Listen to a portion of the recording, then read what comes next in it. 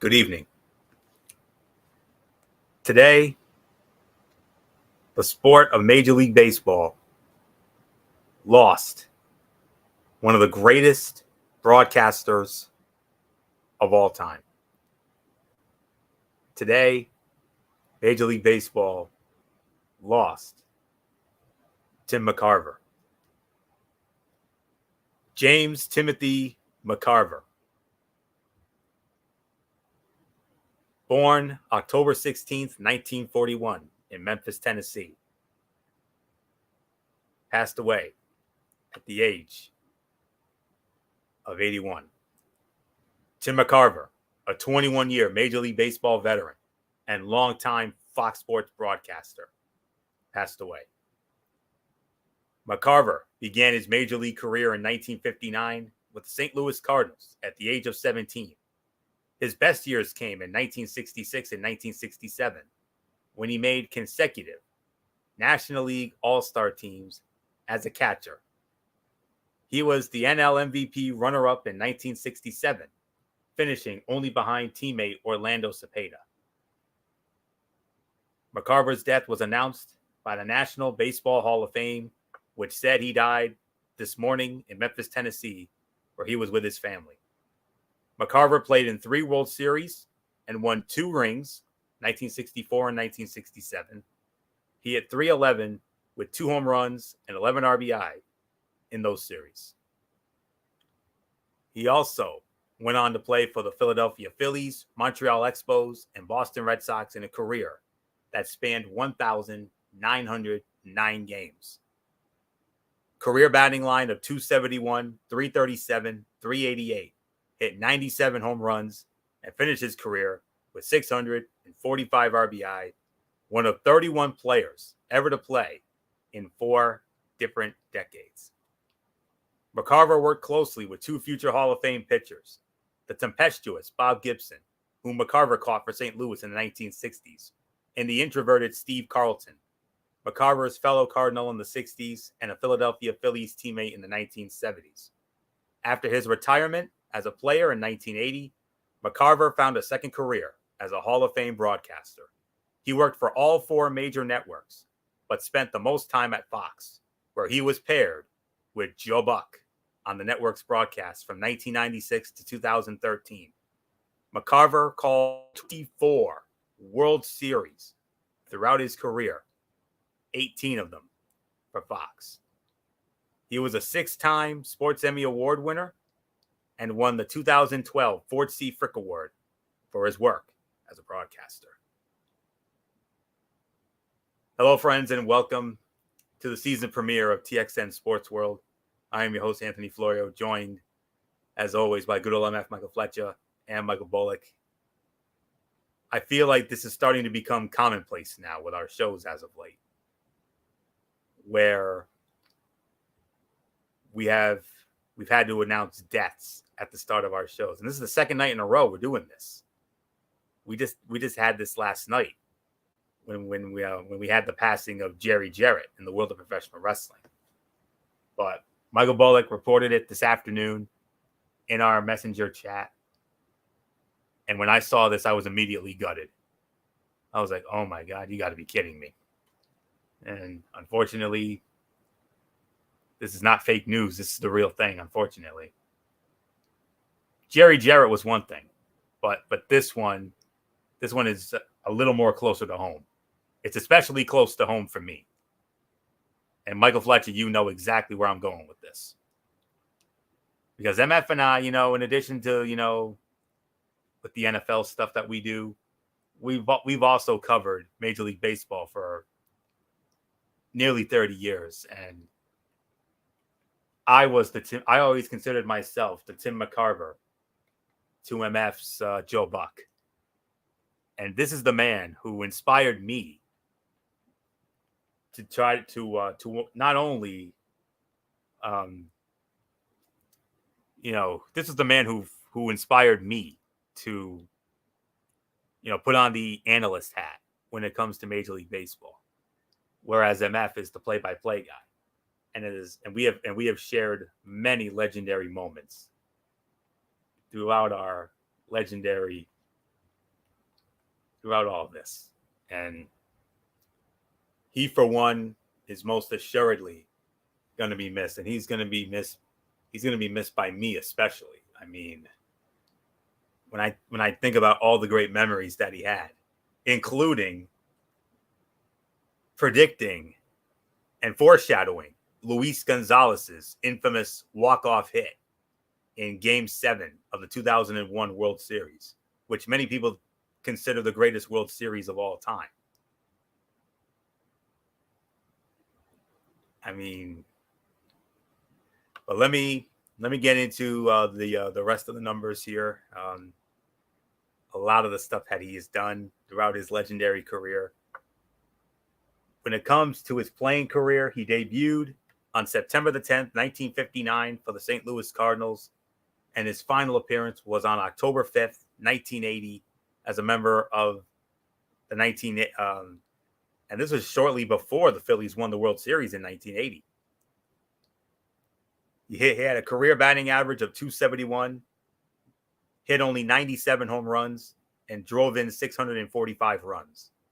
He played for the St. Louis Cardinals from 1959 to 1961, and then again from 1963 to 1969. He also played for the Philadelphia Phillies from 1970 to 1972, and then in 1972, finished the 1972 season as a member of the Montreal Expos, and then returned to the St. Louis Cardinals in 1973, and was there from 73 to 74. And then toward the end of the 1974 season, Bullock, he played for your Boston Red Sox from 1974 to 1975. And then his final stop was a second trip with the Philadelphia Phillies from 1975 to 1980. Two-time All-Star in 1966 and 1967. A two-time World Series champion in 1964 when they beat the New York Yankees in 7 games. And also 1967 when they beat Michael Bullock's Boston Red Sox in 7 games. And then in 2017 was inducted into the St. Louis Cardinals Hall of Fame. Color commentator on the network level, won 3 Emmy Awards for Sports Event Analyst. Now, everybody knows him as he's best known for his work as a baseball analyst. He began his broadcasting career at WPHL TV Channel 17 in Philadelphia, where he was teamed with Richie Ashburn, and I think we all know this name, Harry Callis, for Phillies games before he co-hosted HBO's Race for the Pennant in 1978 and working as a backup Game of the Week commentator for NBC in 1980. He called baseball for all 4 major U.S. television networks. His work at NBC was followed by stints with ABC, where he teamed with Don Drysdale on backup Monday Night Baseball games in 1984, and was also paired to form a great trio with Al Michaels and Jim Palmer from 1985 to 1989, and again from 1994 to 1995 under the Baseball Network umbrella. And then CBS, where he teamed with the late, great Jack Buck from 1990 to 1991, and Sean McDonough from 1992 to 1993. And McCarver was paired with Joe Buck on the Fox Network's MLB telecasts, a role he held from 1996 to 2013. McCarver's most notable assignment for ABC was prior to the 1985 World Series as a field reporter for the 1984 National League Championship Series. And also while at ABC, here's where you don't know. He also served as a correspondent and a play-by-play announcer for freestyle skiing at the 1988 Winter Olympics in Calgary. And McCarver also co-hosted the primetime coverage of the 1992 Winter Olympics with Paul Azan for CBS. Called games for local sports networks carrying the Phillies from 1980 to 1982, the New York Mets from 1983 to 1998, the New York Yankees from 1999 to 2001, and the San Francisco Giants in 2002. One of 3 sportscasters to have covered the Mets and the Yankees, along with Fran Healy and Tom Seaver, and one of 3 sportscasters to have covered both the Mets and the Phillies, along with Todd Callis and Tom McCarthy. With one out in the bottom half of the ninth inning of Game 7 of the 2001 World Series, the Arizona Diamondbacks had the bases loaded with the score tied against the New York Yankees' Mariano Rivera. McCarver commented that the Yankees' Rivera pitched inside to left-handed hitters, often giving up a lot of broken bat hits to shallow outfield, and that it was dangerous to bring the infield in such circumstances. On the very next pitch, the Diamondbacks' Luis Gonzalez hit a blooper just a few feet into the outfield grass behind the drawn-in infielders, winning the World Series for the Arizona Diamondbacks. In 2003, McCarver set a record by broadcasting his 13th World Series on national television, surpassing another legend, Curt Gowdy, called 24 World Series combined for ABC, CBS, and Fox. Like I said, in 1984, served as a field reporter for ABC's NLCS coverage. And then to 2013, when he served as color analyst for Fox's coverage of the ALCS, McCarver never missed commentating on at least one LCS per year. And then he announced March 27th of 2013 that he was going to leave Fox after the 2013 season. His final broadcast was Game 6 of the 2013 World Series. And Bullock, you know this better than anybody.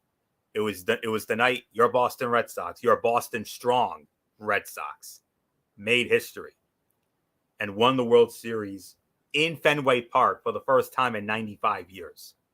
That was also one of the great screaming Michael Fletcher calls of all time as well.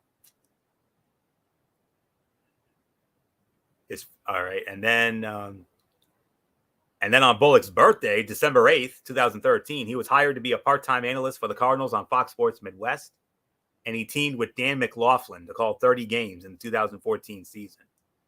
His first game was April 28th of 14, hosting the Milwaukee Brewers, and at the conclusion of the season, McCarver stated that he had not yet decided whether to come back to the Cardinals booth in 2015. However, he returned to the Cardinal booth for 40 games in 2015 and continued to call a select number of games each year through 2019. But then in July of 2020, it was announced that McCarver would not be working any telecasts during the team's shortened 2020 season, citing his doctor's recommendations due to health concerns related to the ongoing COVID-19 pandemic. And then April of last year, McCarver officially announced his retirement from broadcasting. And then he also hosted a nationally syndicated sports interview program, The Tim McCarver Show, from 2000 until 2017. Married his high school sweetheart Ann on December 29th, 1964. They had 2 daughters. And today, at the age of 81, he passed away due to heart failure.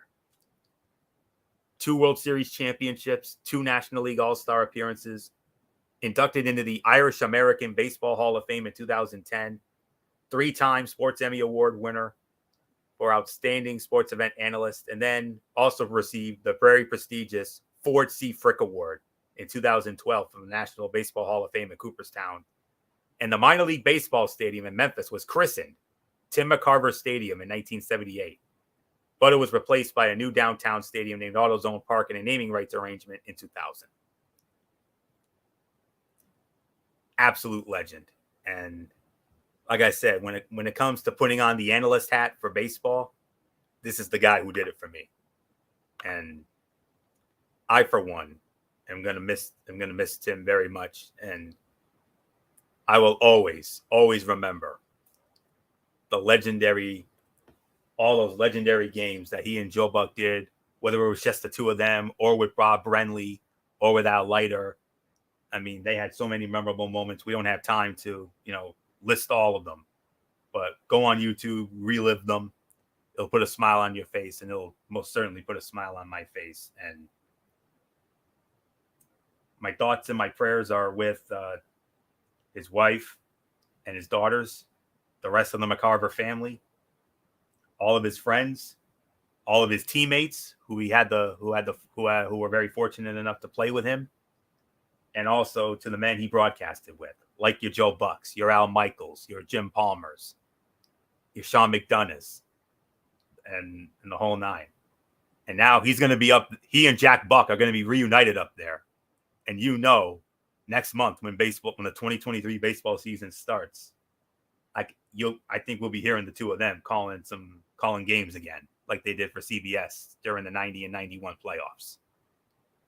So with that, On behalf of all of us here at TXN Sports World, like I said, our thoughts and our prayers and our condolences to the McCarver family, all of his teammates, and all of the wonderful men that he had the pleasure of broadcasting with, regardless of the network, for all those years. And to Tim McCarver, you know, I always say this, but I mean it now more than ever. To you, sir, I very simply say thank you for the memories. Thank you for the inspiration. But most of all, thank you for Tim McCarver.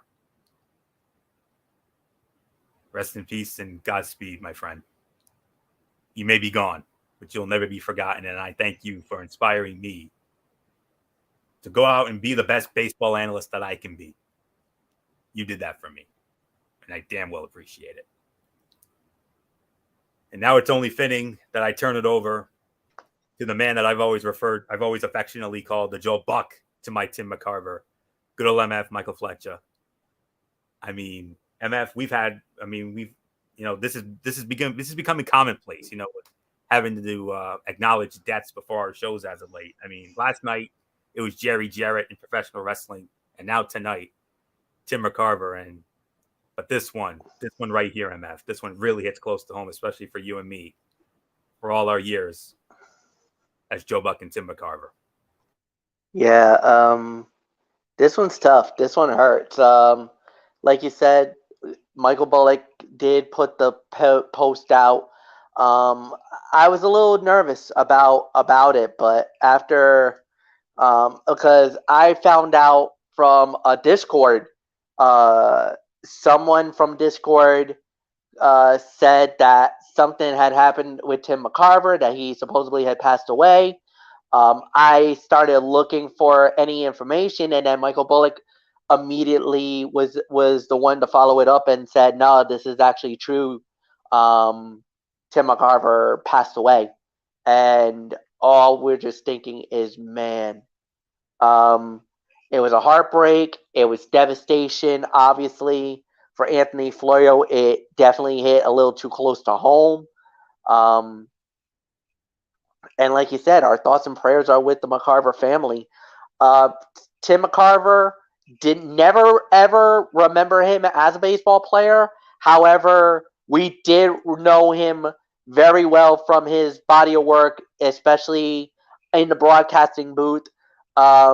The first time I ever heard Tim McCarver was actually the 1991 World Series with the Atlanta Braves versus the Minnesota Twins.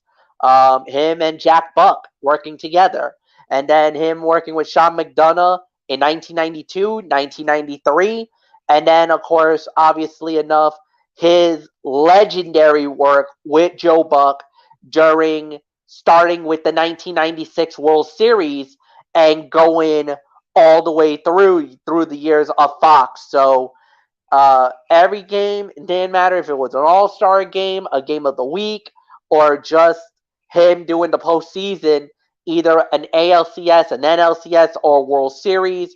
Tim McCarver, without a doubt, was one of the most beloved individuals, and I don't think there's anybody who can say anything negative about Tim McCarver. So our thoughts and prayers are with his family. Our thoughts and prayers are with his wife, his two daughters, and to everybody who was ever touched by the grace of this unbelievable and well-respected man. Like you said, Anthony, there's a lot of men too close to home, horrible breakups or deaths, and that we've been dealing with lately. But this one definitely hurts. But like you said, the show must go on, and we'll definitely work our way up to get back to where we were. But it hurts. This one definitely does hurt. So, Michael Bullock, it's yours. It's your thoughts.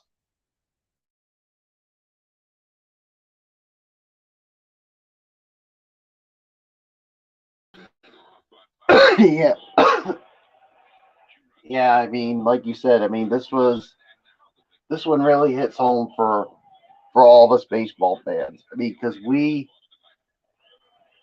all, I mean, yes, Tim McCarver, I mean, he was a really good player, but all of us will remember him for his work in the broadcast booth, especially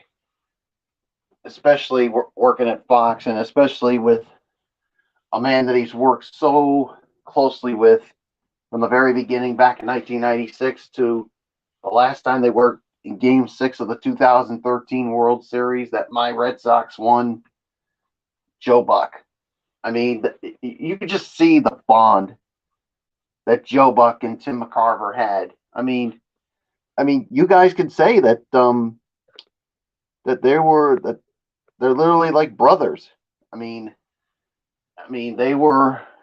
I mean, they developed this great friendship, and like you said, they worked so many World Series games together, especially the ones that really hold near and dear to me. Obviously, the 2004 World Series, the one where the Red Sox finally broke the 86-year curse. 2007, when the Red Sox beat the Rockies, and then of course 2013. Of course, I'll never forget when Tim McCarver had that final sign off right after that game. It was almost like it was the end of an era with those two. I mean, it's, and then of course, like you said, he came back part-time, of course, with the Cardinals, and there was one segment that especially it was in 2017, guys, when the Red Sox went to St. Louis to take on the Cardinals. I remember watching the pregame show, and for Nesson, they did a segment on the pregame show, and Tim McCarver got interviewed. And can any of you guys take a guess who interviewed Tim McCarver for Nesson? Tom Caron, Don Orsillo. No, Don Orsillo was gone in 2015. But Dennis Eckersley. No. Somebody else who passed away back in 2021. The Rem Dog. Oh, wow. And yeah, and just seeing the interview, just seeing the two of them, just being able to have a conversation, that to me was like a picture worth 1,000 words, just to see Jerry Remy and Tim McCarver just having a conversation about baseball, especially with what the Red Sox are doing and what the Cardinals are doing, and just about Tim McCarver's Hall of Fame career. I mean, that just, if that doesn't make you feel like a kid again, then tell me what is. And I'll bet you right now, guys, that Jerry Remy and Tim McCarver are having those same conversations again in heaven. I'll tell you that right now. So, but I mean, like you said, multiple World Series that this guy has called, but the one that really stood out, like you said, the 2001 World Series, when he literally called what Luis Gonzalez was going to do, and obviously that's what happened, and that's why the Diamondbacks won that World Series. So, a great man, and definitely our thoughts, prayers, and condolences are with his family, and of course his friends, especially those who were very close to him. And I can tell you guys right now, I can't imagine what Joe Buck is probably going through right now, knowing that not only that he lost a friend, but that he lost a brother, because they were really like brothers during the times they worked together at Fox. I mean, so there's really nothing more to say. Godspeed to you, Tim McCarver. You may be gone, but your legacy is going to live on forever, my friend. Florio, as tough as it is, we do have to move on. Yes, we do. And I read earlier, Joe Buck said that he was forever indebted to Tim McCarver. And I certainly don't blame him in that respect. And one more quick memory. Let's also not forget. Tim McCarver was in the booth with Al Michaels during the infamous earthquake in Game 3 of the 1989 World Series. Let's not forget he was a part of that as well.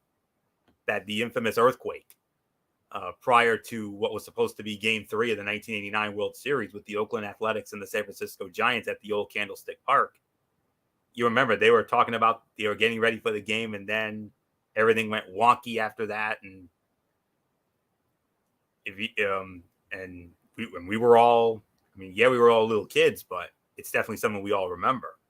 That was one of the most frightening scenes in the history of sports. That earthquake, and it's up there. It's up there on YouTube. So give it a look to relive it. So, but nonetheless, it's hard to move on, but we got to move on.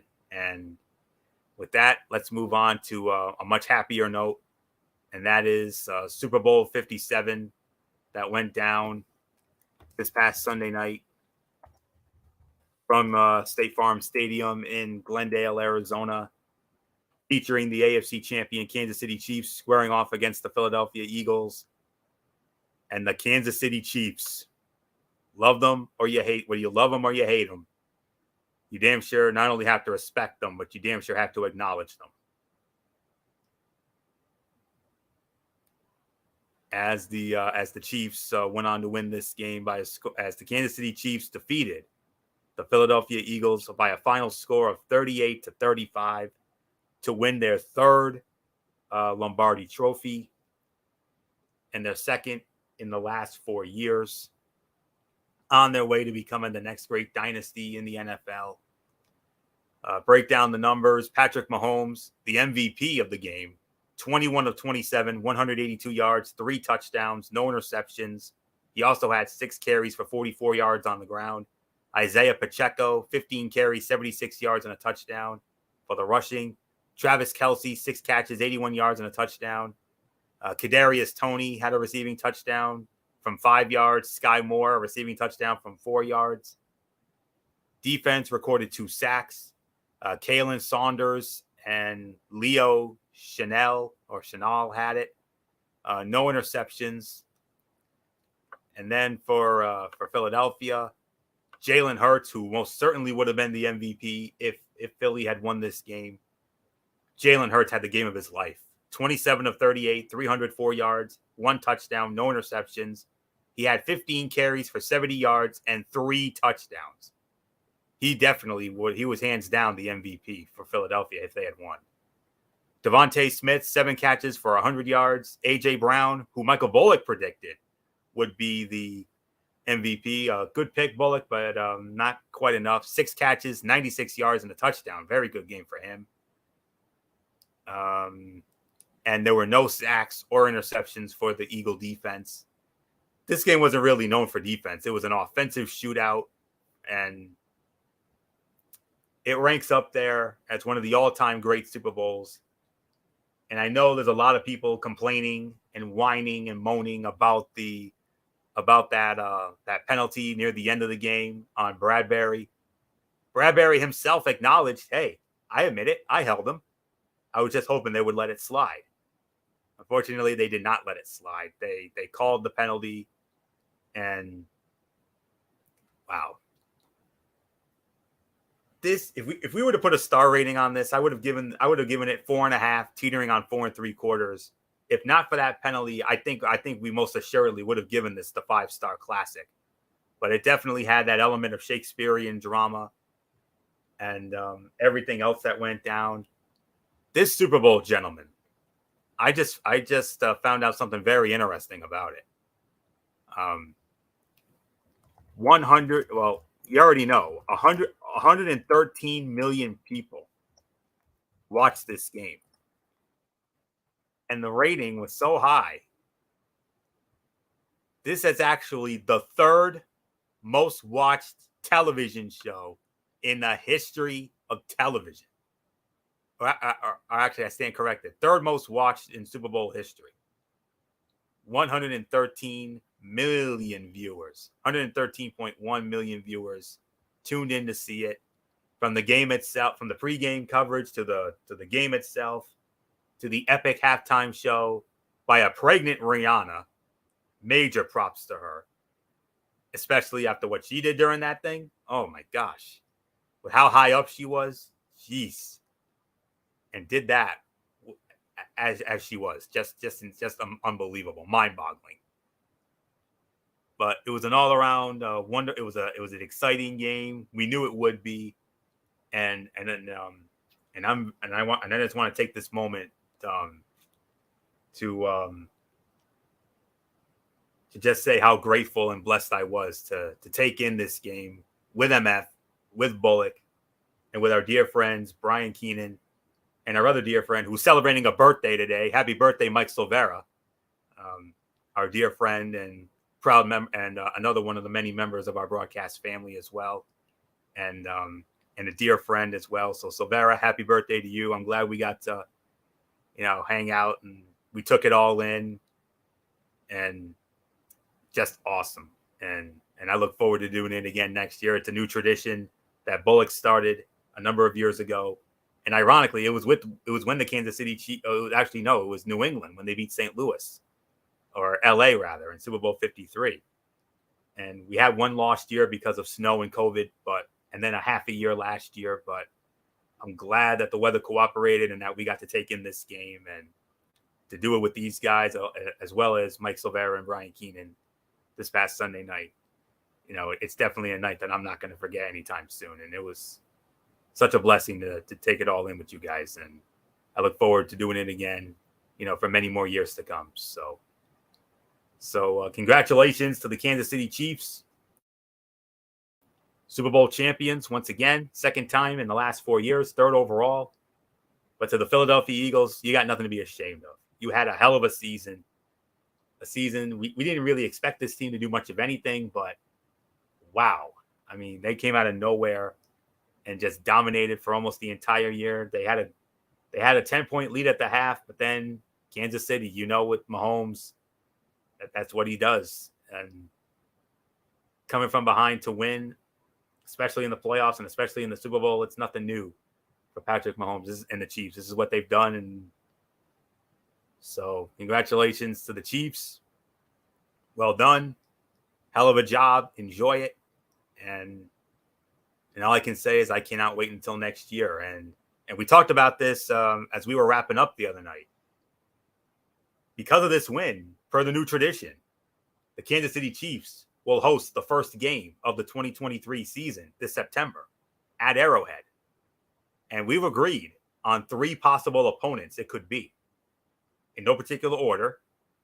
It could be the Buffalo Bills. Rekindle the rivalry with Patrick Mahomes and Josh Allen. That's the number. I think that's really the number 3 option. The next 2 are the 2 most realistic options. Number 2, the Cincinnati Bengals in a rematch of the AFC Championship game. Or do they dare pull the trigger and make it the Philadelphia Eagles for a rematch of Super Bowl 57 on that opening Thursday night?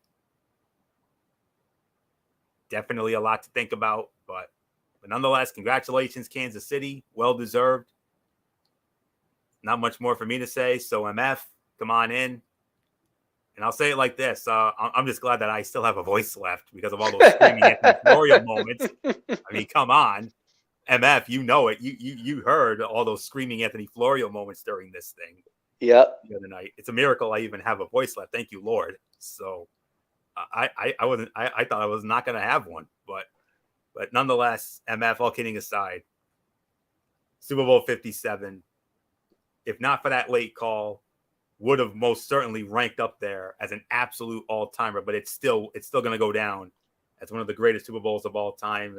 And like Bullock and I said, no Tyreek Hill, no problem for this team. They still found a way to get it done. I had my doubts. Bullock had his doubts. But MF, you were the only one who did not. Yeah. The thing was going into that game, and if you really think about it, what did I say going into this? There needed to be a mistake by Philly that was going to open the door for Kansas City to do it.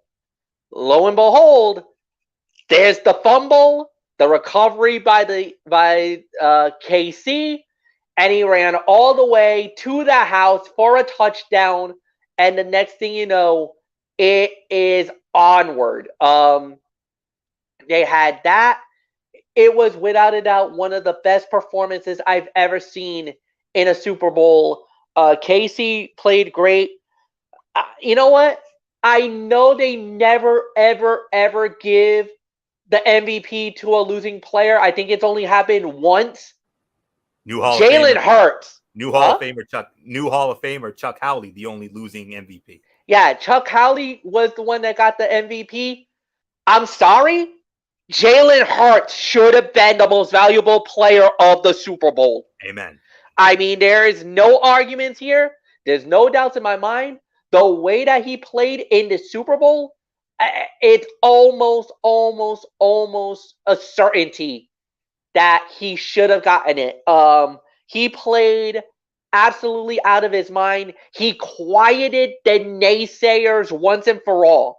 Anybody who had any ideas or any thoughts or any repercussions that this man did not deserve the opportunity or anything else, he silenced the naysayers once and for all with the performance he put on, because that was a Super Bowl performance that we will never forget. Jalen Hurts, without a doubt, single-handedly almost won the Super Bowl for the Philadelphia Eagles. But Eric Bieniemy and Andy Reid deserves to get a lot of credit. They exposed Philly for 2 touchdowns in the game, and it was something that I noticed in the game early on, that Philly was getting burned on, and what it was, the man in motion. Every time there was a man in motion, the defense overcompensated, and that led to 2 wide open touchdowns to the Eagles, and then for the Kansas City Chiefs. And then, of course, the other big play, one thing that we never really talked about, Anthony, but we should have talked about even more, honestly, truthfully. Let's talk about the kick return, the almost touchdown of a kick return. We never had a punt return for a touchdown in the history of the Super Bowl, and Sky Moore was 5 yards short. He almost did. You jumped the gun and yelled touchdown Kansas City when he went out at the 5-yard line. You got too excited there, Florio. I had to stop you. So, unbelievable game. Yes, the controversial holding at the end kind of negated it and hurt the end of the game. But all in all, even the minutes of that, no, that was a penalty. That I held them. So, great game, great Super Bowl. I got nothing else to add. So, Michael Bullock, it's yours.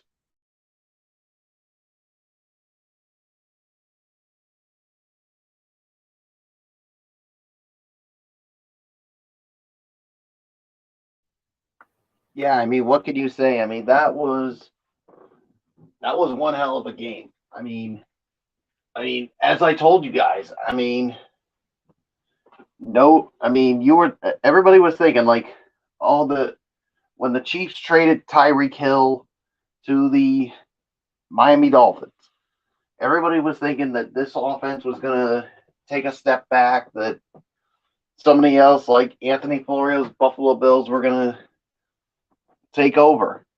Nope, the Kansas City Chiefs proved that, hey, we can still win it even without Tyreek Hill, and that's what happened. And Patrick Mahomes, I mean, I'll tell you what, when he limped off the field near the end of that first half, Kansas City Chiefs fans were like, oh no, don't tell me that we're not gonna win this. But thankfully for that long halftime, he had time to rest up, take care of that ankle, and he had a really damn good second half that really, to me, sealed that Super Bowl MVP for him. But you definitely got to give credit to the Eagles. They hung tough with them, especially what Jalen Hurts did, not just in the passing game, but on the ground as well. And man, I mean, when we all watched this, we definitely enjoyed it. And yeah, it was about a four. If I was rating it, it would be 4.5 stars when it comes to this. So, congratulations to the Kansas City Chiefs.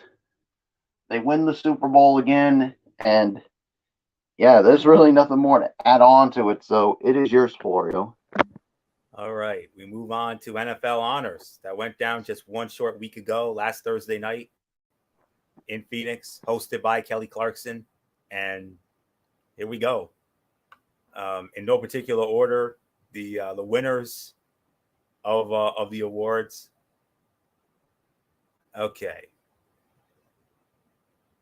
just trying to get it up here. All right, it started with, well, I'm going from the bottom to the top on how I have it in my notes here. So, like I said, it's in no particular order. Like I said, the Pro Football Hall of Fame class of 2023. They are as follows: Rondé Barber, Don Coryell, Chuck Howley, Joe Klecko, Darrelle Revis, Ken Riley, Joe Thomas, Zach Thomas, and DeMarcus Ware. Moment of the year, Justin Jefferson's fourth down catch versus the Buffalo Bills in what ended up being the game of the year in the NFL this year. Yes, unfortunately, I should know. Celebration of the year, the Cincinnati Bengals roller coaster celebration against the Baltimore Ravens in week number 18.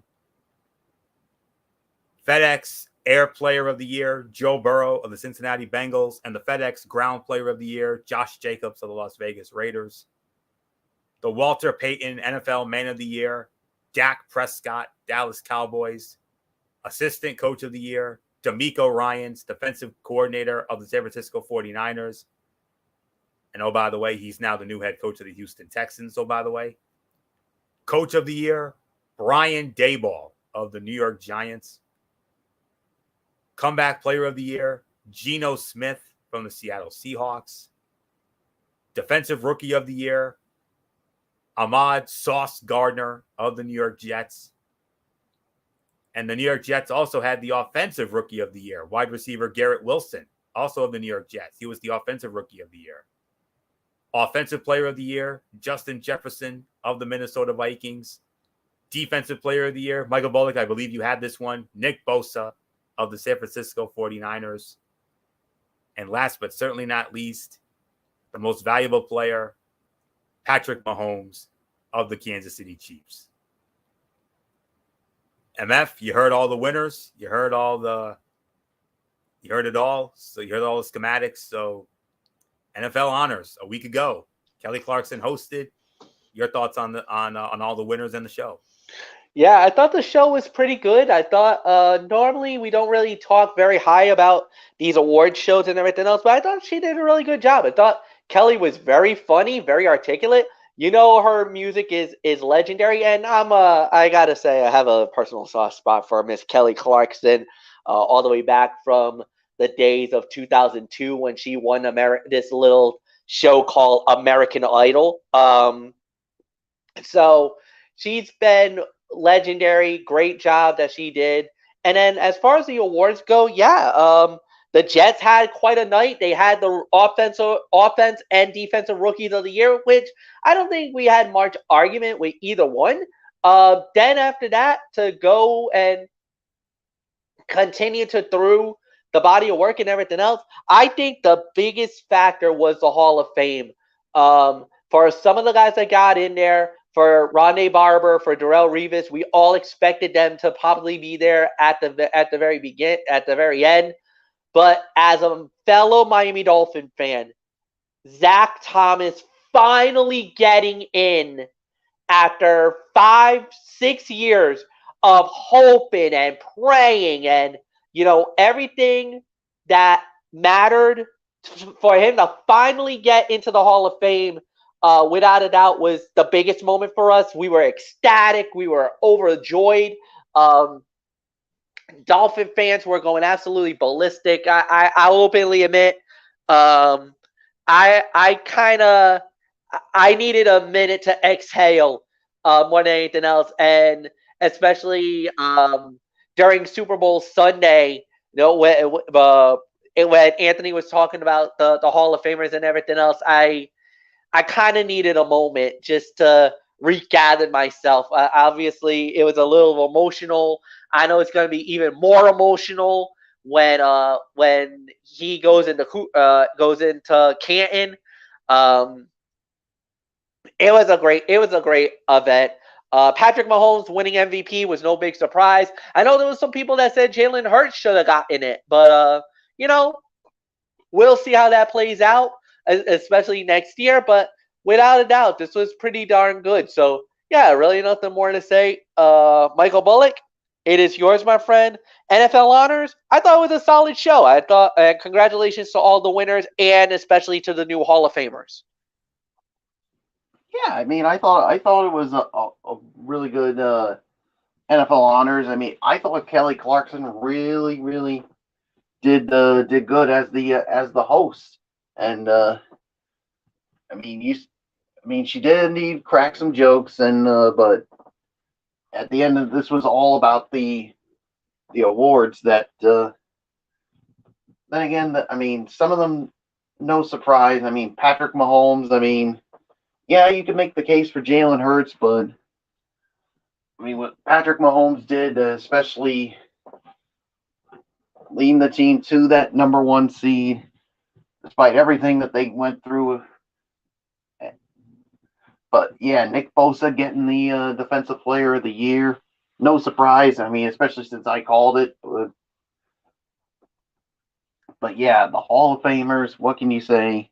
I mean, Zach Thomas finally getting in there, Darrelle Revis getting in there, Joe Thomas.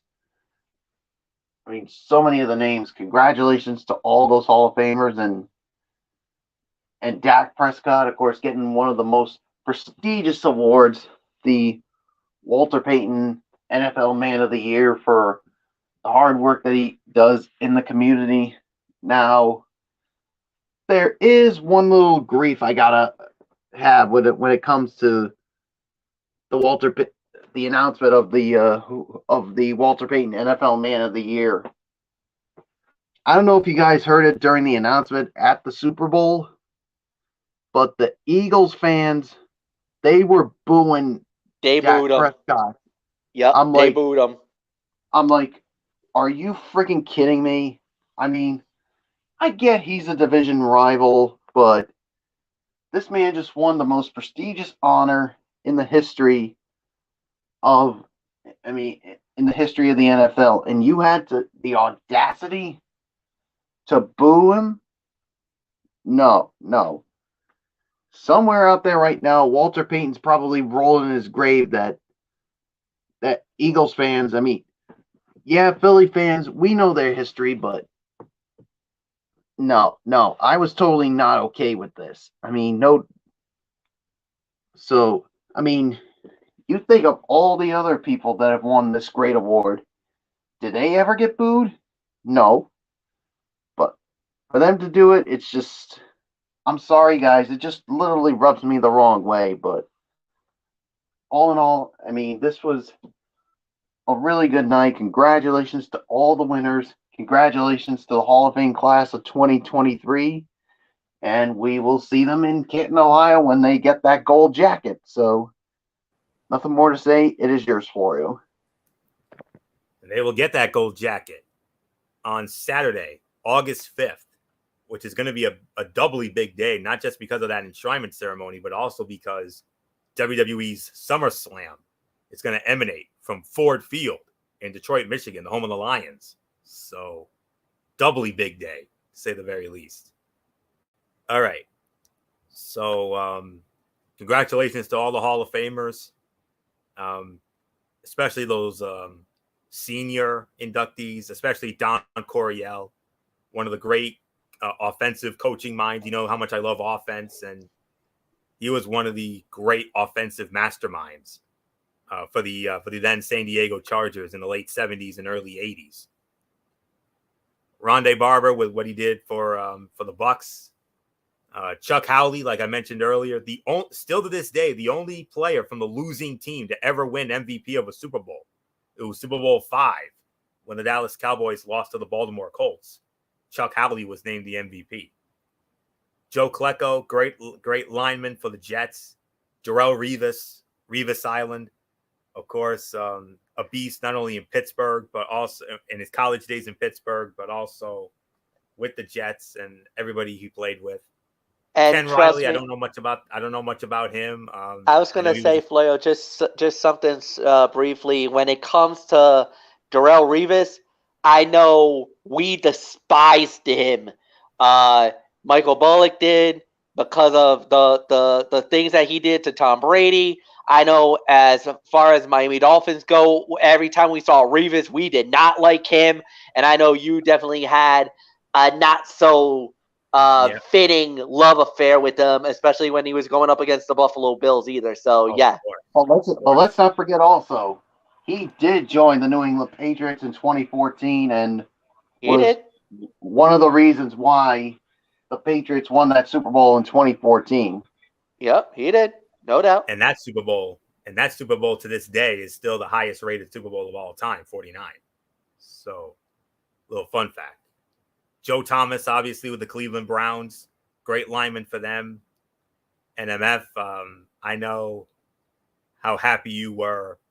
You had, like Ric Flair at the 1992 Royal Rumble, you had a tear in your eye when you saw Zach Thomas come out, when Zach Thomas was introduced as part of that Hall of Fame announcement. And I know that did it for you. And I know how long you've waited to see him go in.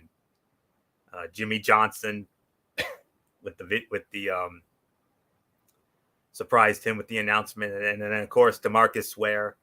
I mean, part of that two-headed monster in Denver with Von Miller that led the Broncos to victory in Super Bowl 50. And yeah, congratulations to all of them. Darrelle Revis was one thing I meant, but I also couldn't stand Zach Thomas when he was a Miami Dolphin going against the Buffalo Bills and all those great rivalry games in the late 90s and the early 2000s. Oh, yeah. Especially the wild card game. Yeah. That wild card game in January of 99 in Miami that Miami barely got by Buffalo in. So, yeah. So definitely a moment there. Justin Jefferson, the fourth down catch, that was the moment of the year. As much as I hate to admit it, it was one of the best catches the NFL has ever seen. One-handed grab on 4th and 18 to keep a last-gasp Vikings drive against Buffalo alive with under 2 minutes left. And I will still consider this game as, as the difference when it comes to Buffalo season. If Buffalo had won this game like they were supposed to, because they should have won that game. If they had won it, then there's a very good chance Buffalo would have been the number one seed in the AFC. And who knows? Maybe we would have been talking about them as Super Bowl champs. You don't know. It's possible. But it's a what if. That's all it will be. No comment on the celebration of the year. The air and ground players, Burrow and Jacobs. Joe Burrow brought the Bengals to the AFC title game for the second year in a row, ultimately coming up short against the Chiefs. And Josh Jacobs rushed for 1,653 yards in his contract year, likely netting himself a nice payday this offseason. Walter Payton Man of the Year, Prescott will be the next player to sport the patch, the Walter Payton Man of the Year patch. He was honored for his contributions to cancer research and patient welfare. His Faith, Fight, Finish Foundation advocates for mental health. And you know how I am about that. And I 100% agree with Bullock. I mean, those Philly fans should be ashamed of themselves. I mean, I get it. He's a divisional rival. But absolutely no call for that. And I could take it a step further, but I'm going to choose my words carefully. I'll save it for you guys behind the scenes, or I'll just put it in the chat if I wanted to. But let's just say it has something to do with karma, if you know what I mean. D'Amico Ryans, assistant coach of the year.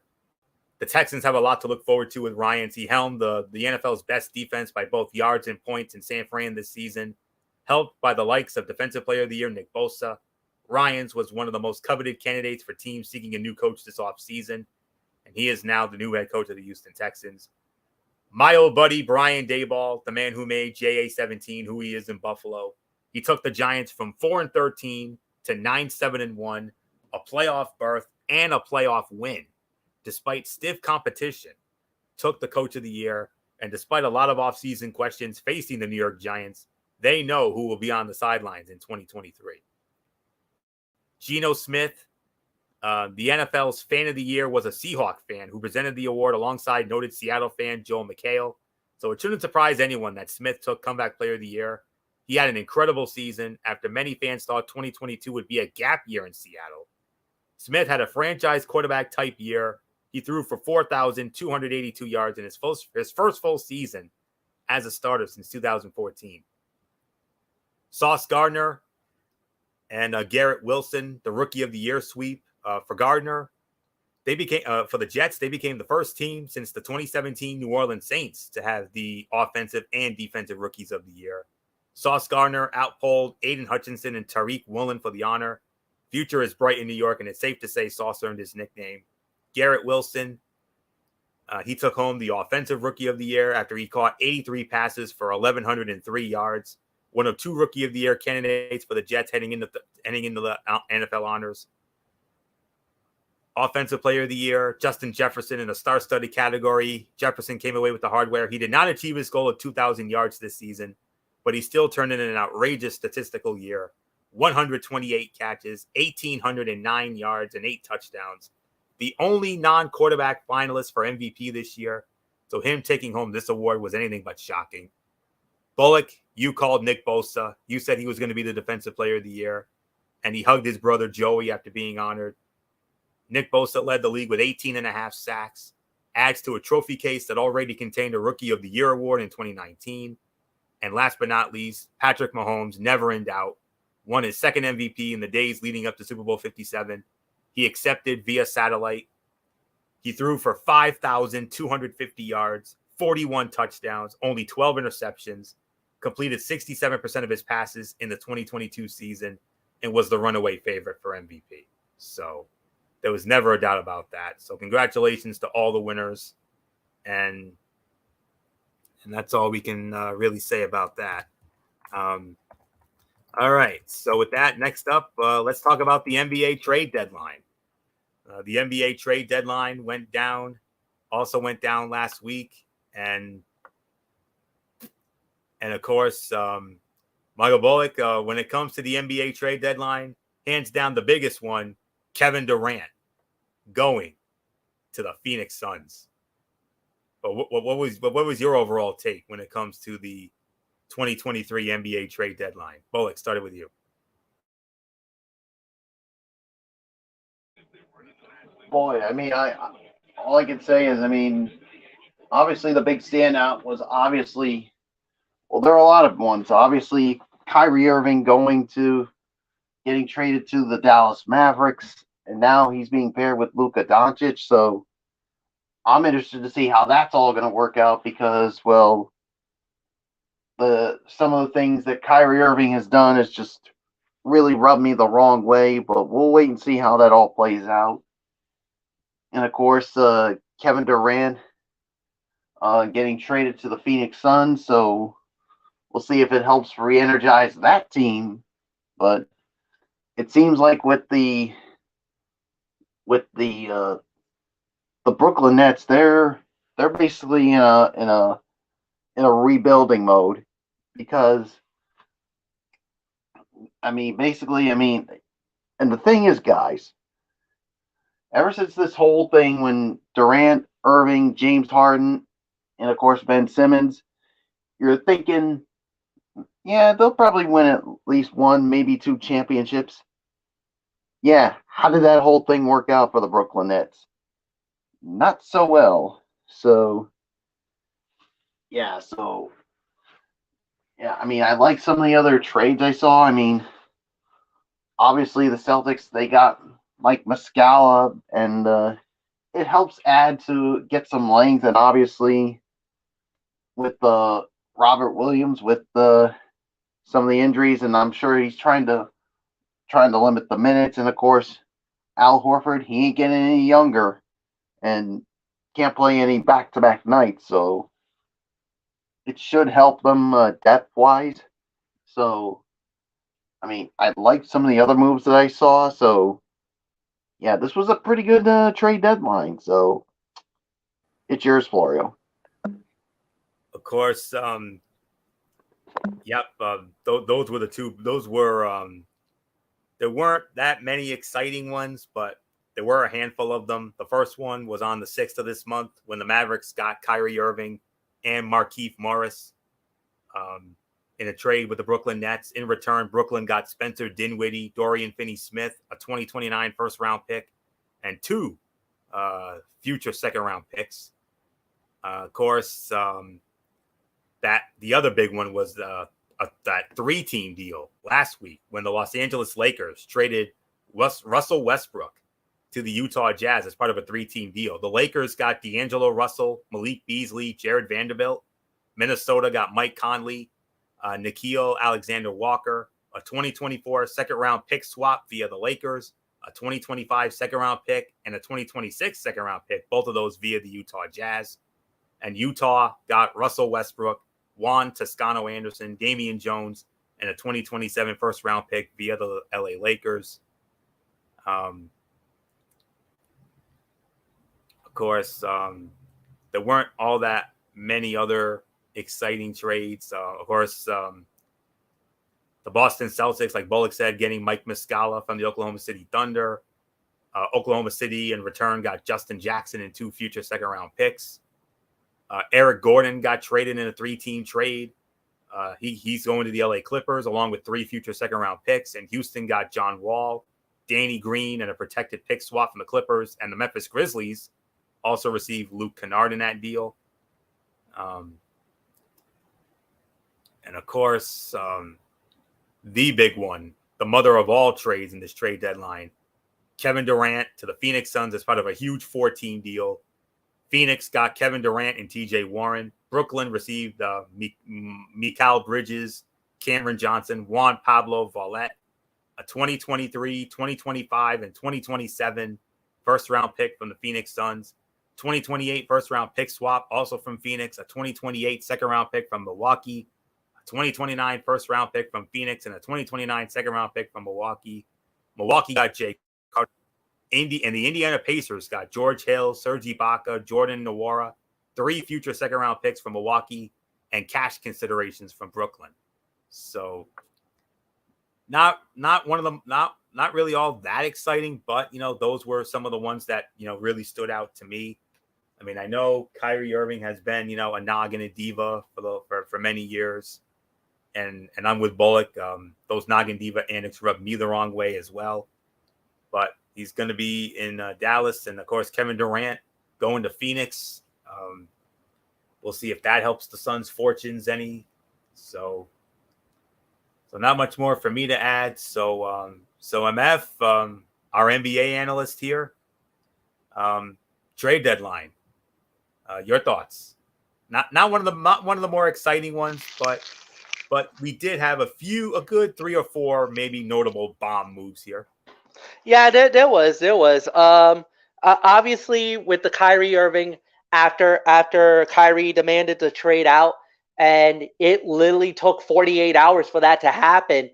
They found a good trade partner. They found Dallas, and then literally about, I want to say, a day later was when the big one dropped, and that was Kevin Durant going to Phoenix. So it exploded in 2 days. And it was a monster couple of days. Then the actual trading deadline itself was good. And that there was really nothing more to add. At that point, the battle lines were drawn and everything played out very well. So like you said, there was 4 significant ones. We all talked about the first 2, and there's really nothing more to say. And that was there was nothing else for me to say. So it was as good as you could have gotten. It was a good situation, and that's it. There was really nothing more to add. So yeah, situation was played out, and that's how you got everything. So, yeah, it was it was what it was. So, really, nothing more to add. Good trading deadline, and yeah. All right. I might have gone a little bit out of order, but it's all right. It's only this is only the season premiere of this show, so with that, let's get into the NHL. We'll have more on the NBA later because we got a huge double main event when it comes to the NBA. But let's get into the NHL All Star 2023 festivities. That went down on February 3rd and 4th at the FLA Live Arena in Sunrise, Florida, the home of the Panthers. And break it all down. All right, so we had, of course, the skills competition. Just give me a moment here. All right.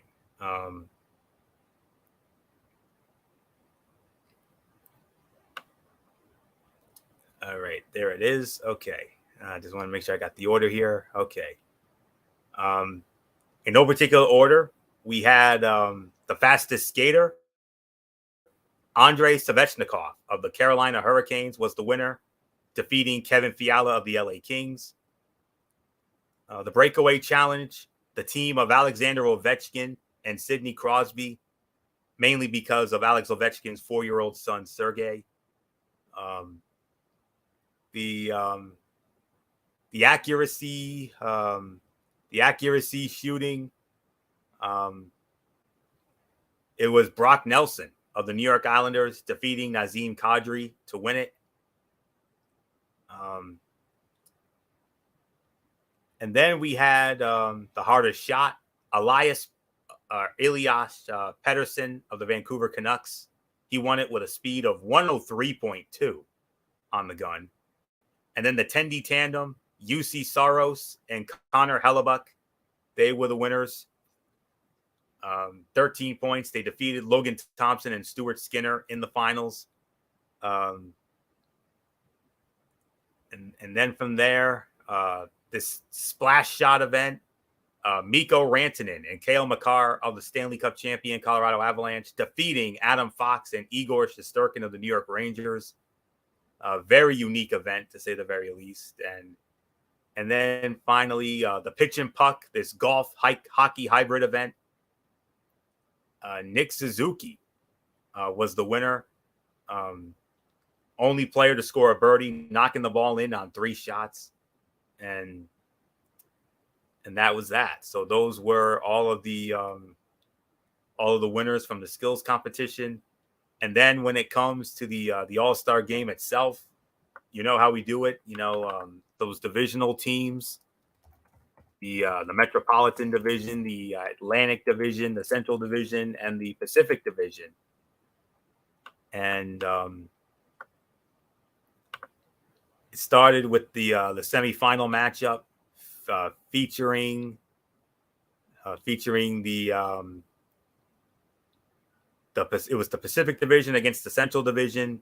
The Central Division won the game by a score of 6-4. And then in the second semifinal, the Atlantic Division defeating the Metropolitan Division by a score of 10-6.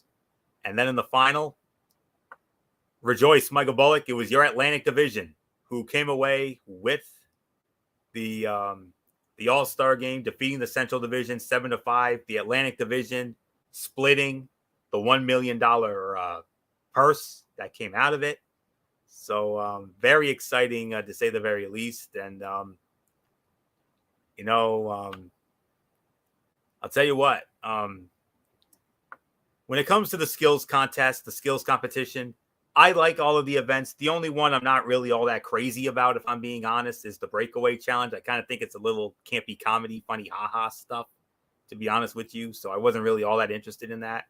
But I was interested in all the other events, especially the original events, the fastest skater that's been around forever, hardest shot that's been around forever, the accuracy shooting, which is my all-time favorite. And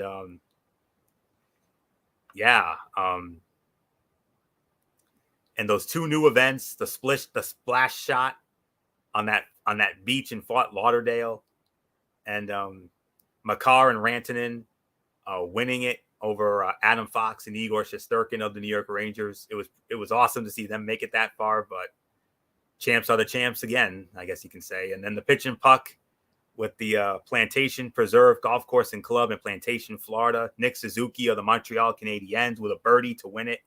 And, that was a unique experience, to say the very least, although I'm not a big golf fan, to be honest with you.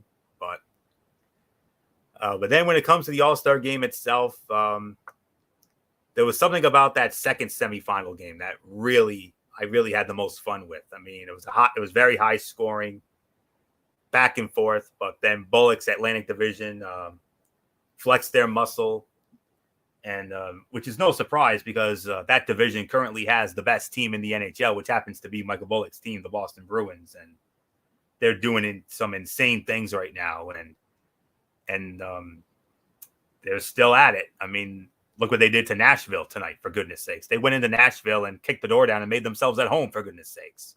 So, but nonetheless, congratulations to all the winners, and congratulations to the Atlantic Division. And, of course, MVP Matthew Tkachuk. I think it was a hometown bias thing more than anything else, but he got it. You easily could have made an argument for Dylan Larkin of the Detroit Red Wings, because he had himself a hell of an all-star game as well. Combined with the semifinal and the final, but nonetheless, it was a fun All-Star weekend as always, and we'll get into the NBA All-Star weekend at the end of the show. But for right now, not much more for me to say. So MF, the Doc to my Enzo, the Gary Thorne to my Bill Clement, another fun All-Star weekend we had a couple of weeks ago. Yeah, very fun All-Star game. Good, it was a good weekend. I had a lot of fun. There's really nothing more for us to add here. I thought it was a very good evening. Good event. I enjoyed it very much so. I enjoyed the actual All-Star game, and congratulations to the Atlantic Division. For the first time since they've done this new format, the Atlantic Division wins the All-Star game. So now the only team that has not won it yet is the Central. Pacific has won it. I know the Central has won it a few times. Metro's, I think, won it the most in this All-Star format. Of course, first time ever, and now here we are. So there's really nothing more to say. Michael Bullock, I know for you as a fellow Boston Bruin fan and a loyal supporter to the Atlantic Division, you must have been very, very, very happy with the outcome of this year's All-Star game. And your guys winning the $1 million. And Pasternak contributed to that as well. So there you go, Bullock. So Bullock, your thoughts? Your Atlantic Division, your Boston Bruins, your division coming away with that $1 million purse. So I think we may have lost them for a moment. All right, so I'm thinking we probably lost Bullock here, so I'll just reel it in and wait till he comes back in, and maybe we'll get a quick thought. So, all right, so while we wait for Michael Bullock to come on back in, I'm going to turn the mic over to good old MF Michael Fletcher, because MF, I understand you have some very exciting news to share about one of our newest favorite summer traditions. The Big Three basketball. Well, not only are we going to have summer traditions, we're going to have a few traditions. XFL's coming up this week. We might not go deep into XFL. We don't know how that's going to look. I guess we'll wait and see. Obviously, opening weekend coming up. We're also going to have USFL, because now that they got season number 2, they're going to be coming back in April. So we'll wait and see on that. But more importantly, guys, yes, the bad boys of summer. And you know what? We're going to be balling out for the whole damn summer. The Big Three is back. CBS is going to be the home, the mothership. It will also be, for the first time ever, on Paramount Plus. They never had it on Paramount Plus before. Now you're going to get to stream the games live on Paramount Plus when we do this, when it comes back. Supposedly in June is when they're going to do it. Traditionally, they do it right after the NBA Finals are done. So that might be the week after Father's Day is when we do it. 10 weeks. And this time, guys, we're going back to the arenas. That's right. Multiple areas, multiple arenas. And on top of that, for the first time ever, Arthur Ashe Stadium in New York will be the home of the Big Three as well. We're going back to Detroit at the Little Caesars Arena. Washington, D.C., the home of the we're going to the Verizon Center. We're going to the United Center, the Madhouse on Madison, the UC, Chicago, Illinois. Well, I don't know what the name of the arena now in Miami is, so it's going to be in Miami as well. Hang on, let me get the list for you guys. So just give me 1 second. Live TV, I apologize in advance. All right. While we wait for our map to okay. I apologize for that. You know, whenever they say live television is definitely going on, so just wanted to get everything all situated with you folks. So yeah, so here's the complete rundown of what's gonna happen on this lovely program. Oh, sorry. So Big Three 2023.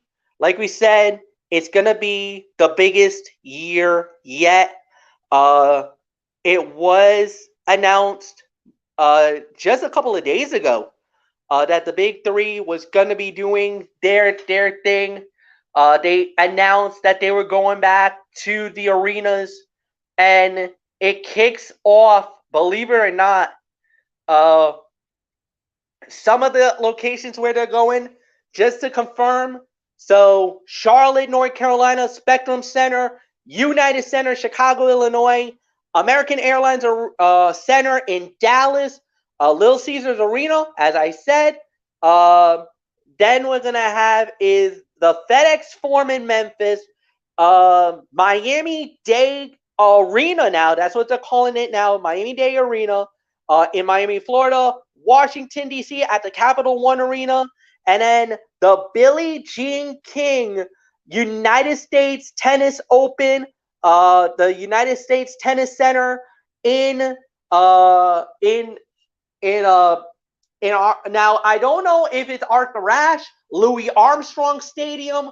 All we know is it's gonna be one of those two locations, and the season will tip off.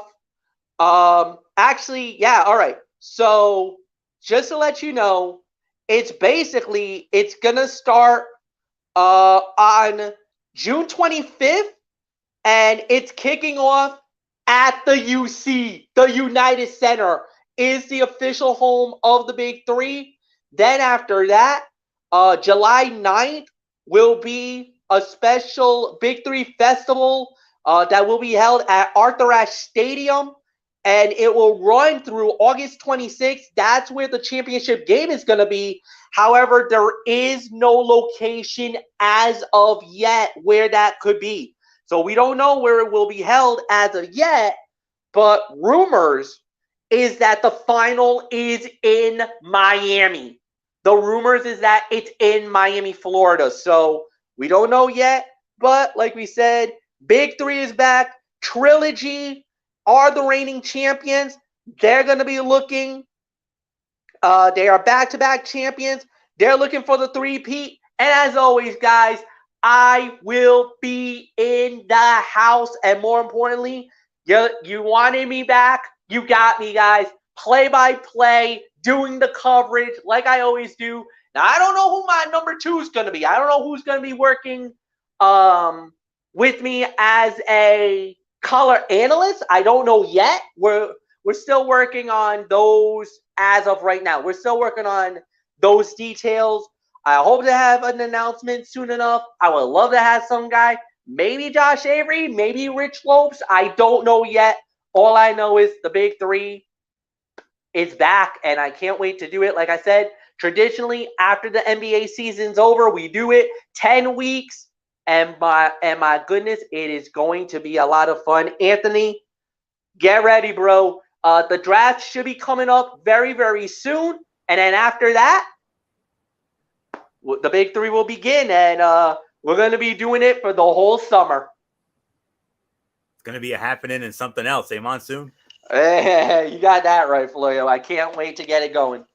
Oh yeah, I always look forward to the big three, and of course, when we get to when that starts up, you know what that means. MF will have his weekly recaps, during our shows this summer. So I know they become a big staple of that. So, oh yeah, don't worry, you'll get your big three fix from MF when about 4.5 months or so from now. So it's going to be a great summer as always, and summer is usually a down time of the year in sports, with the exception of Major League Baseball and maybe golf and NASCAR. But you got the big three on the weekend, so that definitely helps. So, all right, double main event from the NBA, and we started off with the king himself, LeBron James. The burning question entering last Tuesday's game between the Lakers and the Oklahoma City Thunder was whether LeBron James could score the 36 points he needed to finally break Kareem Abdul-Jabbar's career NBA scoring record. And in true LeBron fashion, he didn't even need a full game. James sank a 21-foot turnaround with 10.9 seconds left in the third quarter at Crypto.com Arena, giving him 16 in the period, the necessary 36 for the game, and 38,388 for his illustrious career, now more than any other player in NBA history. Wow. And Magic Johnson himself, he said, I never thought anybody could beat Kareem's record. And that includes LeBron, who said in the run-up to that game that he never seriously contemplated besting Kareem's record until recently, given how unreachable it felt. But James, who also played multiple stints in Cleveland, bracketing a stretch in Miami, has followed the same path as his fellow Lakers star with consistent high-level excellence and historic longevity, with double-figure points in all but 8 career games and scoring averages of at least 25 points a game in all 19 seasons since his rookie campaign in 2003 and 2004. James consistently chipped away at the standard Abdul-Jabbar initially set in 1984 and continued to build on until his retirement in 1989. But James now joins a lineage of record holders started by Joe Fulks and George Mikan, extended by Dolph Schayes, Bob Pettit, and Wilt Chamberlain, and seemingly put completely out of reach by Abdul-Jabbar, or so we thought. And what else is there to say? I mean, whether you like him or you don't, you damn sure have to respect him, and I damn sure respect him. I mean, I never thought that he would ever break this legendary mark, but somehow, some way he did, and it was even better that he got to do that in front of the home fans. I mean, that's as good as it gets. Whenever you have a milestone and you do it in front of your home fans, I mean, there's just something extra special about it. And congratulations to LeBron James for this remarkable accomplishment, and we'll see how long he stays around. He's not getting any younger, of course. So he's 38 years old now. So we'll see how long he lasts until he decides to hang it up. And will he be the forever record holder? We all thought Kareem would be, but no. LeBron now stands alone as the man. So congratulations, LeBron James, on becoming the new all-time leading scorer in the history of the NBA, all-time. MF, what an accomplishment. Another one to add to what will undoubtedly be, whenever he calls it a career, a Hall of Fame career for the King. Without a doubt, LeBron James just cementing his legacy, and to many people, the greatest player to ever play the game. Now, there's always going to be that debate about Jordan versus LeBron. For me, if you want my personal opinion, Jordan's better. Flat out, no deny. I'll pick Jordan against LeBron any day of the week. Now, what he did is absolutely remarkable. That record stood for 39 years. and nobody thought that record was going to fall.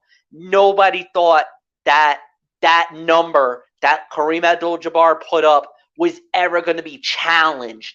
And sure enough, he did it. He broke it. He now is the all-time record holder and truly deserving of the moment.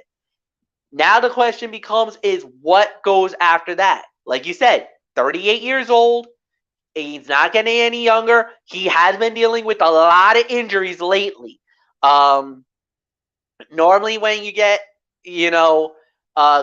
up there in this age, the body starts to tend to break down a little bit. Everybody remembers Kobe. Kobe was at like 35, 36, and then he had the Achilles injury. And that kind of derailed his run because a lot of people thought Kobe had a shot at maybe the all-time record. Obviously, a lot of people thought that maybe Kobe would have been the one to break the all-time record of Kareem Abdul-Jabbar's if it wasn't for the injuries. But without a doubt, Kobe is, I believe, now third all-time, or now actually fourth all-time. Now that Kareem falls to 2, I think Kobe is now. I think he didn't break Karl Malone. I don't think he got Karl Malone, so I think he's fourth all-time in NBA scoring. But without a doubt, still a feat in itself for LeBron James, and truly a historic moment to do it at the Crypto.com Arena in LA. It was truly a magical moment. I saw it happen as it happened live. I think like many other people did. Truly a great moment for basketball, for the Lakers, for LeBron personally, because that must have been weighing on his mind, especially the last month. He knows he was getting closer and closer and closer. And then the fear was, can I just get there enough? Can I get to the finish line to break this record? He did it. He earned it. Congratulations to LeBron James for now being the all-time leading scorer in NBA history. Now the big question is what's the number going to be when he retires? Some people think that he might get up to 40. He's probably going to get over 40,000. Some believe the number could be 42, 43. I know if you heard Shannon Sharp, he believes it's going to be over 44,000 points. So we don't know what that number is going to be. All we know is that he broke the record, and yeah, there's really nothing more to add. So congratulations, and really nothing more to add. So Anthony, it's yours. Michael Bullock, are you back in yet? There he is. All right. Bullock, let's get a quick thought from you when it comes to the NHL All-Star festivities, including your Atlantic Division winning the NHL All-Star game overall, and your thoughts on LeBron James becoming the all-time leading scorer in NBA history. Yeah, I mean, I thought it was a good NHL All-Star weekend with the competition. And then, of course, like you said, with the Atlantic winning the All-Star game. So, and as far as LeBron James goes, yeah, I mean, congratulations to LeBron on a big time moment for him to surpass Kareem Abdul-Jabbar for the most points in history. I mean, many people kept saying, okay, what's gonna happen? I mean, when is this ever gonna get broken? I mean, we all thought maybe Kobe was gonna do it, but that was not the case. But and now it's LeBron James who does it, and yeah, now the big question is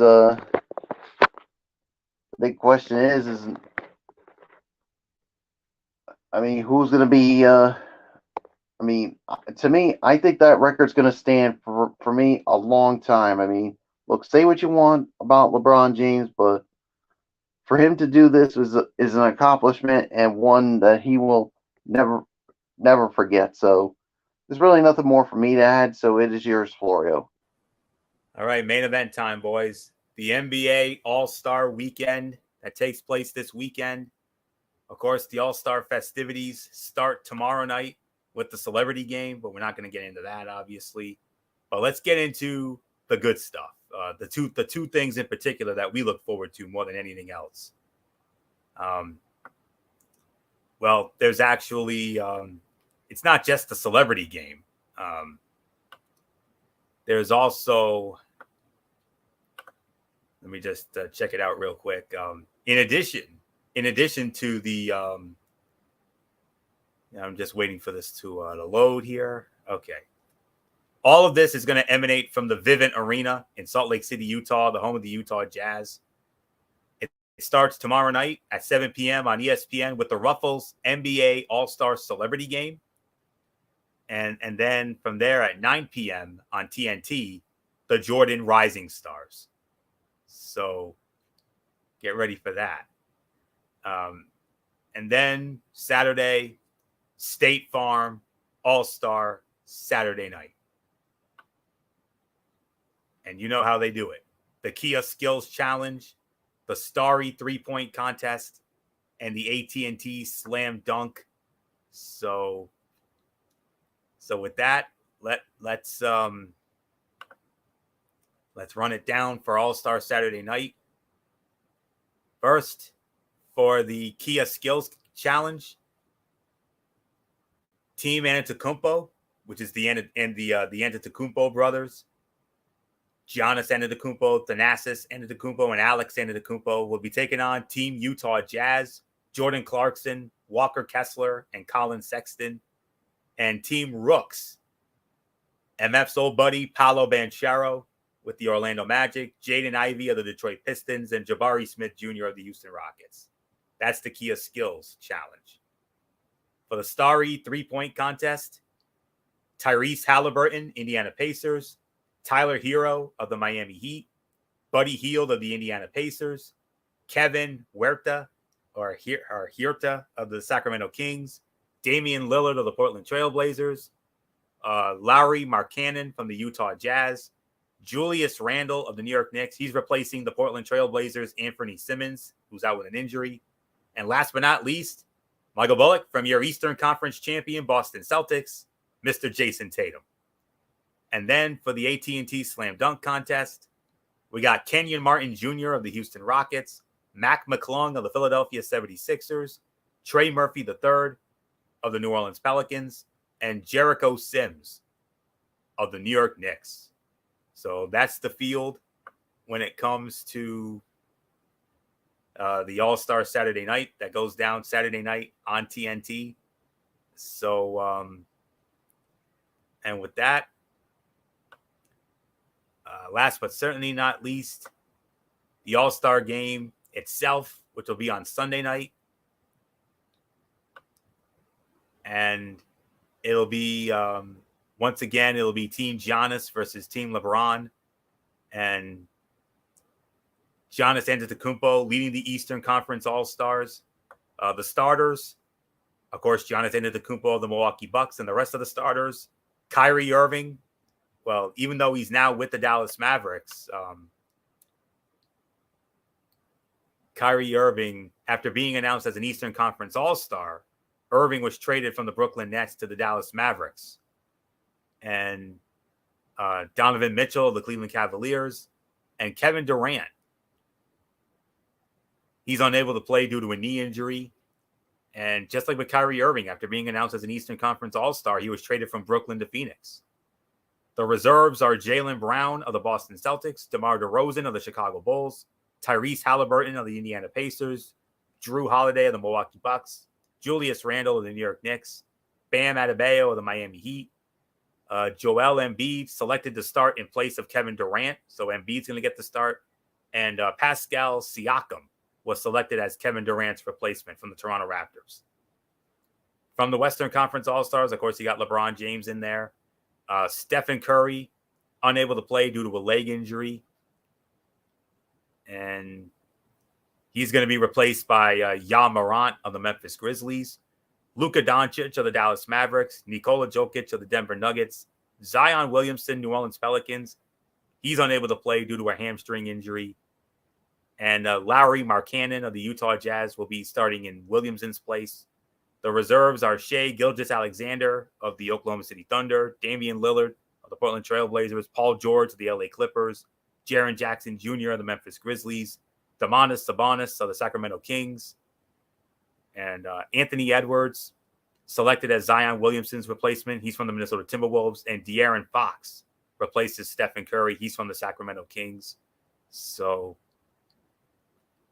of course, Joe Mazzulla. Oh, by the way, Joe Mazzulla. No more interim tag. Joe Mazzulla, now the permanent head coach of the Boston Celtics, the 19th head coach in the history of the Boston Celtics, as announced today. He's going to coach Team Giannis. And Michael Malone of the Denver Nuggets is going to coach Team LeBron, as they have the two best records in the NBA right now. And I do believe it's the same rules,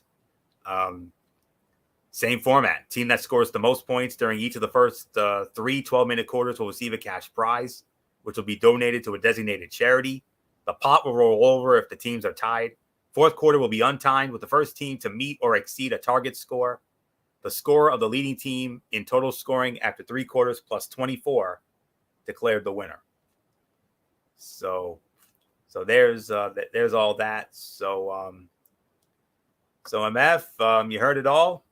Started off with you. NBA All-Star Saturday night as part of a huge Saturday in the sports world. I mean, the XFL, and of course, NBA All-Star, and of course, the WWE Elimination Chamber pay-per-view, which we'll be previewing tomorrow night on the Cerebral Smack Talk. But nonetheless, MF, All-Star Saturday night, All-Star game, NBA All-Star weekend, Salt Lake City. It's going to be a great event. It's going to be exciting, to say the very least, as well. So we're going to have a lot of fun with this. All-Star weekend's always a good time.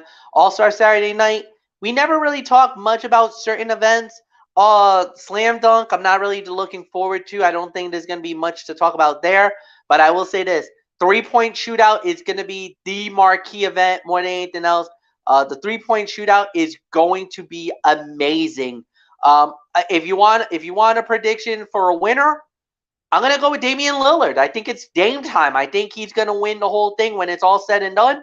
So I think he's going to win the entire competition. Then once we get to the other part, I'll probably say, I'll give it to the team Antetokounmpo. I think they're going to win that part. And as far as the All-Star games goes, it could go a number of ways. Obviously, it's always exciting. But the most exciting part is this year, because of the fact that they split the teams up, they're going to do the draft right at the game. Right before the tip, they're going to decide who gets what. That is going to be very interesting to watch. Normally they do it, I think, the Thursday before the game, but now they're going to get to do it live in Salt Lake City, in that arena. They're going to line all the players up, and then they're going to pick them right in front of the world. Oh, my God. You want to talk about drama? That's going to be fun, man. I can't wait to see that. It's going to be a great All-Star weekend. And then, of course, we'll recap it next week on this show. So, nothing more to say. Anthony, it's yours. Bullock, let's get your thoughts on the NBA All-Star weekend, including your boy Jason Tatum, who's going to be in the 3-point shootout, who I have winning it, by the way. That's who I have. Yeah, I'm with you. I mean, I got Jason Tatum winning that 3-point contest. I mean, there's no doubt about it. I mean, the others are definitely going to be challenging him, but the slam dunk contest, but the thing is, you still never know what you can expect. With it, because you never know what kind of dunks you're gonna have, but we'll wait to see how it goes. I'll definitely still watch it, but I do love this. Continue to love this All-Star format, and it's gonna be a fun night. And Joe Mazzulla, now the permanent head coach of the Boston Celtics, coaching Team Giannis. So, you guys pretty much said everything. I mean, it's going to be a fun All-Star weekend, and we'll definitely recap it next week. So, with that being said, Florio, let's put a bow on this this edition of TXN Sports World. And before we do, let me give my quick thoughts on it. When it comes to the skills competition, you got to go with the Antetokounmpos on that one. 3-point shooting, like I said, I got to go with the Bullocks guy, Jason Tatum of the Celtics. And for the dunk contest, that's a very tough one to call. I don't know. I really don't know any of these guys, to be honest with you. But I'm gonna take a chance. I'm gonna take a chance on Kenny Martin Jr. I think I'm anxious to see what he can do. So, but that's news to me. I didn't know they were going to be doing the draft as part of the game itself. I mean, that is awesome. So definitely we'll keep an eye on that, no doubt. So so there you go. It's going to be great. It's always fun. I look more forward to Saturday night myself, especially the 3-point shootout. That's my favorite event. That was always my favorite event when I was growing up watching it. And look forward. Well, I'm obviously not going to be watching it live because I think all our eyes are going to be on the Elimination Chamber Saturday night. But I'll definitely watch it after the pay-per-view's over. So, because I'll be DVRing it. So, yep, looking forward to what's going to be a very exciting Saturday, to say the very least. So, with that will put the bow on this loaded edition of TXN Sports World. We want to thank you all so very, very much for tuning in, as always. And as we leave here tonight, one last time, as we share our final goodbyes to the legendary Tim McCarver, and we'll do that in a moment. But like I said, as always, we thank you so very, very much for tuning in to TXN Sports World. As always, we'll be back with you tomorrow night, 11 p.m. over on MF's channel, Brace Fan 95, for an exciting edition of the Cerebral Smack Talk. As we'll be reviewing. Actually, it's going to be AEW Rampage first, because remember, AEW Rampage is going to be starting at a special start time of 7 p.m. because of TNT's NBA All-Star coverage. So AEW Rampage first. Remember that, MF. AEW Rampage first. And then Friday Night SmackDown, the go-home show from Montreal, oh, by the way. And then in our main event, it'll be our preview of the WWE Elimination Chamber pay-per-view, the final pay-per-view stop before WrestleMania. Very exciting to think about. So look forward to that tomorrow night. MF, any word on when the Elimination Chamber recap show will be yet? Will it be Saturday night, Sunday night? When's it going to be? Do you have any idea yet, or are we gonna we're gonna put our heads together on that one? I'm sure. So, but there will definitely be a recap show. We'll see what MF says about that. Maybe we'll find out tomorrow night. And then Monday night, of course, Ridiculously Raw, Monday Night Raw, and in a special Tony's Take, I will be previewing the Impact Wrestling No Surrender special that's going to be going down on Impact Plus next week. And I got a funny little surprise I want to share with you guys after the show's over for a brief moment. You're not going to believe what I have to say about it. And then Wednesday night, of course, Wednesday Night Madness, MF will have that. NXT, AEW Dynamite. And then next week, only thing on the docket right now for TXN Sports World, our recap of the NBA All-Star Saturday and All-Star game. That's pretty much it for right now, unless some other things come up during the week.